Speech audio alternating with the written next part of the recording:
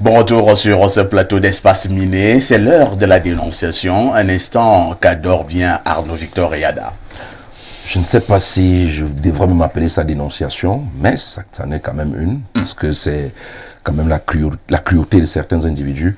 Figurez-vous qu'un monsieur s'est rendu compte, après plus de 25 ans de mariage, que les 6 enfants qu'il avait avec sa femme, aucun n'était son enfant là-dedans. 6 enfants 6 enfants.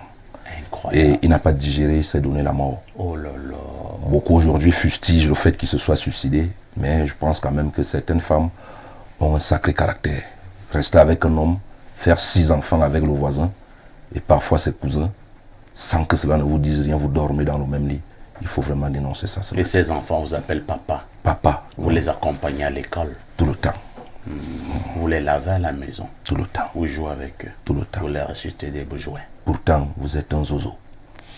Docteur Eyada, qu'est-ce qu'on devrait faire en pareille circonstance lorsque vous avez une telle découverte choquante, que vous avez 6 enfants avec votre femme et au fétiche, vous n'êtes en réalité l'auteur d'aucun. Les hommes sont souvent victimes de l'oligospermie et de la zoospermie. L'oligospermie, c'est une très faible quantité de spermatozoïdes dans le sperme. Et la zoospermie, c'est l'absence totale de spermatozoïdes dans le liquide éjaculatoire qu'on appelle le sperme. Le bois bandé. Tu es l'assistant d'Orfeo. Mon bac D, je l'ai mérité. Mon bac D, je l'ai bien mérité. Mon bac D. Donc, vous pouvez donc être viril. Vous utilisez toutes les positions. Si vous avez un problème d'azospermie ou d'oligospermie, il est très fort probable que vous n'ayez pas d'enfant.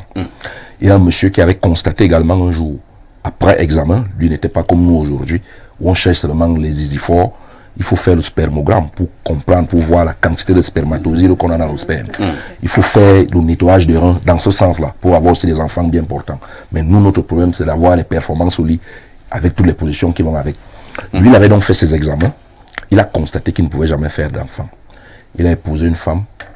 Ils avaient déjà 4 enfants. Lui savait qu'il est stérile. Un jour, il a appelé sa femme, il a demandé, est-ce que les 4 garçons qu'on a là sont d'un même père? La femme a dit, je ne comprends pas. Il dit, non, je veux seulement savoir si les 4 enfants sont d'un même père. Ils ne sont pas mes enfants, voilà mes examens et tout et tout. Elle a dit, bon, le dernier là, ça avait ton petit frère. L'avant-dernier, c'est ton cousin qui venait souvent ici. Les 2 autres là, ça avait ton propre père. C'est une partie de l'histoire. Donc, c'est pour vous dire. Bon, et ça c'est très facile. Comment?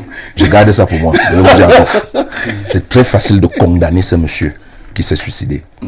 Parce que ce qui fait mal, et nous les hommes, nous sommes parfois hypocrites. Quand on trompe nos femmes, elles digèrent facilement.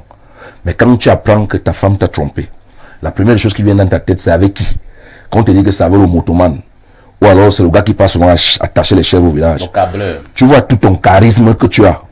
Tu commences à imaginer les positions que le type utilisait. Peut-être que c'était même pas dans la chambre, peut-être aux toilettes qui bombardent le costume de madame. C'est donc les choses là qui nous amènent vers le suicide. Parce que c'est trop facile de juger. Moi, je ne dis pas que l'homme devait se suicider. Mais quand tu imagines ce que ce monsieur pouvait faire avec ta femme, les positions, les cris, peut-être que le même jour qu'il a bombardé, elle a encore venu te donner le truc. Elle a fait semblant de crier, wow, wow, wow, alors que les vrais cris, c'est quand tu n'étais pas là. Donc c'est les choses là donc qui coupent souvent la dernière veine. Moi, je pense qu'en toute proportion gardée, la femme aurait dû en amont signaler au monsieur que tu as un problème d'infertilité. Et voilà, qu'est-ce que tu voudrais qu'on fasse, même s'ils avaient déjà 2 enfants. Ça pouvait limiter les dégâts. Peut-être que le cœur a lâché quand le gars a compris que... Mais... Donc, tous les jours, je rentrais ici, je jouais au costaud. Quand je sortais, celui qui était soi-disant mon chauffeur, c'est lui qui venait laminer mon cocorico. Donc, c'est autant de choses. Moi, je pense que c'est un problème de dialogue. Ce sont des situations qui arrivent. Même au cas où Berue a dit, faire les enfants avec ma femme, c'est un problème de dialogue. Quand il y a le dialogue, on peut gérer des cas comme ça sans dégâts.